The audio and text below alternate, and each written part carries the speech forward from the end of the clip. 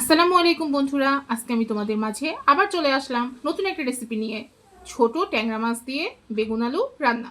যদিও এটা সবাই করেছো, এই রান্নার প্রসেস সবাই জানো, তারপরেও আমি করি আমার মতো। প্রথমে মাছটা ধুয়ে নিয়ে ভেজে নিতে হবে। ভেজে নেওয়ার পর কড়াইয়ে তেল গরম হইলে তার মধ্যে পেঁয়াজ মরিচ দিয়ে একটু ভেজে নিতে হবে। ভাজা ভাজা হয়ে যাওয়ার পর এতে মশলা দিতে হবে। আমি অল্প একটু আদা রসুন পেস্ট ও হলুদ মরিচ দিয়ে মাছটা রান্না, যদিও এটা হাতে মেখে রান্না করা যায় সেটাও মজা হয়, তবে আমি একটু কষিয়ে নিয়ে রান্না করব, একটু ভিন্ন টেস্টের জন্য। আমার এভাবেই খেতে ভালো লাগে।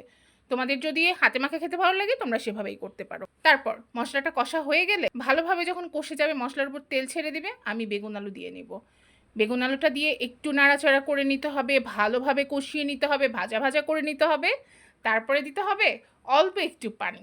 তারপর তোমরা তোমাদের ইচ্ছা মতো পানি দিবা, কিন্তু আমি তো এটা ঝোল করব না, একদম মাখা মাখা করব, সেজন্য অল্প একটু পানি দিয়েছি। পানি দেওয়ার পর যখন পানিটা ফুটে উঠবে আমি মাছগুলো বিছিয়ে দিব। হালকা হাতে বিছিয়ে দিবে, তাহলে কিন্তু ভাঙবে না মাছ। তারপরে দেখো ঝোলগুলো কমায় ফেলতে হবে। আমি তো একদম শুকনো শুকনো করে ফেলবো, ওই জন্য মাখা মাখা হলে নামাই ফেলছি। তোমরা কেউ যদি একটু ঝোল ঝোল খেতে চাও অবশ্যই খেতে পারো। আবার ফিরে আসবো তোমাদের মাঝে। আল্লাহ হাফিজ, বাই বাই।